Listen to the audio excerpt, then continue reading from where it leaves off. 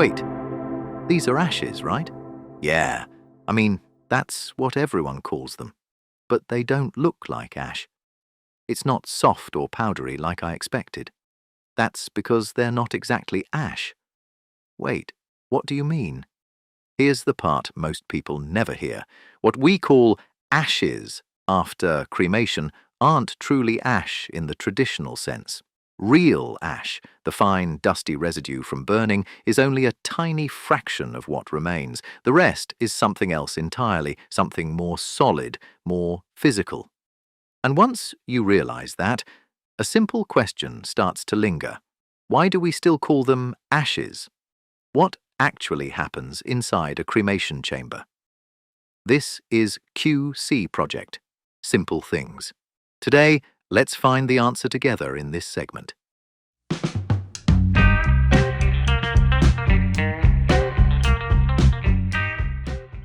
At its core, cremation is a technical process that accelerates what nature does over decades into just a few hours. The procedure takes place in a specialized chamber known as a cremation retort, where temperatures are maintained between 1,400 and 1,800 degrees Fahrenheit. Rather than a simple fire, it is a controlled application of intense heat and evaporation. This process effectively reduces the body to its most basic elements by vaporizing organic matter, such as carbon and water, leaving behind only the solid, inorganic bone minerals. It is a transition from a complex biological form to a clean, stable mineral state. Although the scientific explanation is fairly straightforward, the actual process is carried out under strict and precise regulations. Modern facilities use secondary combustion chambers to ensure that all emissions are filtered and neutralized, making the process more environmentally friendly. Once the heat has done its job, the remaining fragments are primarily calcium phosphate. These are then carefully processed to create the fine, uniform texture that families receive. In the end, cremation is a quiet, scientific way of returning the body to the earth in its simplest form, offering a dignified and efficient alternative to traditional burial. When most people think of cremation, they picture the traditional flame-based method. But the industry has evolved to offer choices that range from high-tech to eco-friendly. First, there's direct cremation, the no-frills champion of simplicity. It skips the fancy viewing and expensive casket, moving straight to the process shortly after passing. It's the ultimate choice for those who prefer a humble private exit without the theatrical bells and whistles. Then, for the tech-savvy environmentalists, we have liquid cremation, officially known as alkaline hydrolysis. Instead of fire, it uses a gentle flow of water and salt to accelerate natural decomposition. It's essentially a warm, quiet bath that leaves behind the same mineral remains, but with a much smaller carbon footprint. But the options don't stop at the chemistry. They extend to how we celebrate a life. Witness cremation is becoming a popular comfort for families who want to be present, allowing them to start the equipment and say a final, personal goodbye. Whether it's the intense heat of the flame or the gentle touch of water, the goal remains the same, a respectful return to the elements. Choosing a method is no longer just a legal box to check. It's a final storytelling beat that reflects how a person lived. Every journey has a beginning, and in the world of cremation, it starts with choosing the right vessel. Before the process begins, the deceased is placed into a cremation container. Now, you might imagine a fancy casket, but the rules are actually quite practical. The container must be completely enclosed, rigid, leak-resistant, and, most importantly, combustible. Whether it's a simple cardboard box, a particle board container, or a beautifully polished wooden casket, the goal is the same. The only hard no here is metal, because metal doesn't burn. It's not invited to the party. This ensures that the process remains non-toxic and efficient from the very first moment. Next comes the check-in phase, where precision is the top priority. Facility staff perform a meticulous identity check, matching all paperwork to the deceased. This is where a unique cremation number, or ID, is assigned. To ensure nothing gets lost in translation, this number is often stamped onto a small, durable stainless steel disc or recorded via a barcode. This disc is like a permanent passport. It's recorded in the cremation log and stays with the remains throughout their entire time at the facility. It's a silent, metallic guardian that ensures every individual is accounted for with dignity and accuracy. When it's time for the transformation, the atmosphere is one of focused respect. The deceased is moved from storage and identity is confirmed one last time using the paperwork and that trusty stainless disc. The container is then brought to the cremator unit and placed on a table. The heavy door opens and the container is guided into the primary chamber, sometimes manually with cardboard rollers, other times via a mechanical conveyor. Crucially, the stainless steel disc goes right inside the chamber too, standing by the remains as the intense heat begins its work. Inside the chamber, a carefully monitored scientific process unfolds.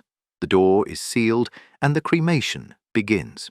It's not a set-it-and-forget-it situation. Technicians monitor the process constantly.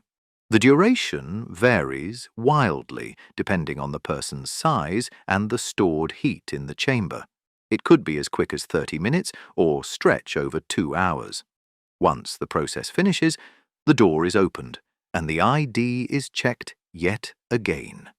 What remains are bone fragments, which are carefully swept into a cooling tray. These fragments are then allowed to cool before heading to the final stage of their journey. The final transformation happens in a machine called a processor. This isn't just about storage, it's about creating the uniform texture we recognize as ashes.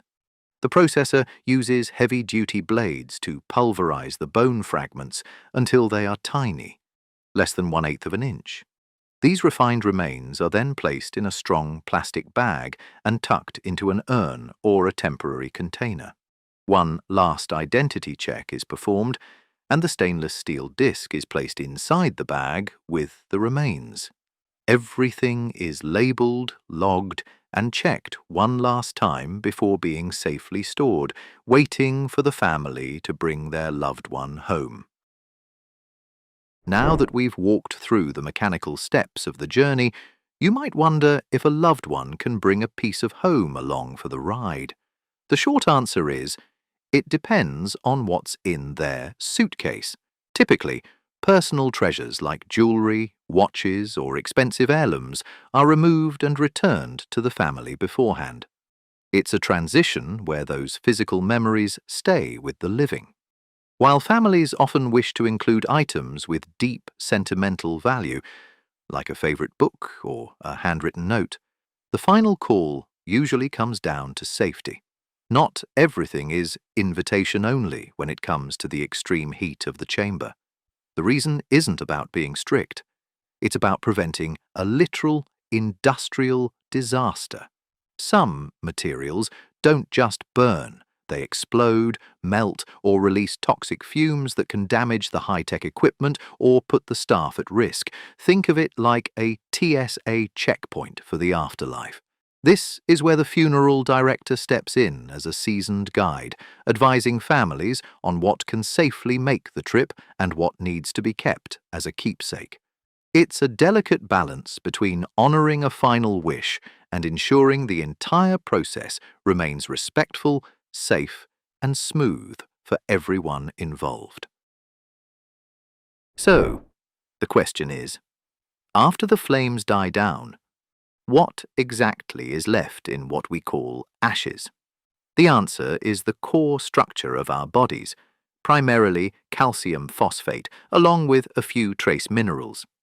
These bone fragments, usually ranging in colour from pure white to light grey, are the resilient framework of a person's life. However, there's often a bit of stardust from modern living mixed in. You might find small pieces of metal from surgical implants like artificial hip joints, dental fillings, or even a fragment of jewellery that survived the process. Before the final stage, these metal pieces are carefully removed and often sent for recycling, ensuring that only the pure mineral remains move forward. The most surprising part for many is just how light a lifetime of memories becomes. On average, the remains of an adult weigh only 4 to 6 pounds, a tiny fraction of the body's original mass. To ensure that every possible grain is accounted for, facility staff use specialized vacuums or fine brushes to meticulously clean the chamber. It's a process of extreme precision and respect, gathering every last fragment so that nothing is left behind. It's a humbling reminder that, in the end, we return to the elements in our simplest, most enduring form. Evaluating the quality of a crematory does not require technical expertise. It can be done in 10 seconds by observing the emissions from the facility's stack. A well-maintained, modern cremation unit is designed to achieve complete combustion. If the exhaust appears as clear, shimmering heat waves with no visible smoke or odour, the equipment is functioning at its optimal temperature, typically above 1,600 degrees Fahrenheit. This indicates that the secondary afterburners are effectively neutralizing all organic particles. Conversely, the presence of dark smoke or persistent odors suggests a mechanical malfunction or a failure to maintain the necessary thermal environment, which are significant indicators of poor operational standards. Beyond emissions, observing the cleanliness and documentation of a facility provides clear evidence of its standards. A professional crematory always prioritizes a sterile and well-organized environment. If the floors are clean and the chain of custody records are systematically maintained, it reflects a strong commitment to operational discipline. High-standard facilities uphold strict identification protocols, including the use of stainless steel ID tags throughout every stage. This level of organization ensures the process is carried out with the necessary precision and accountability. By verifying these two factors, transparent emissions and professional organization, you can accurately assess the quality of a cremation facility. It is often said that we fear what we do not understand, and perhaps no topic is shrouded in more mystery than the journey we take after our final breath. Through this exploration of cremation, we've pulled back the curtain on a process that is far from the dark, chaotic imagery of cinema. Instead, we found a world of clinical precision, environmental responsibility, and profound respect. From the stainless steel ID discs that guard a person's name to the sophisticated filtration systems that keep our air clean, every step is a testament to human ingenuity and our enduring need to handle life and its conclusion with dignity. And this is QC Project. Simple things. Subscribe and turn on notifications so you don't miss the simple things in everyday life. Because what you see is never the whole story. There's always something deeper beneath the surface. See you in the next one.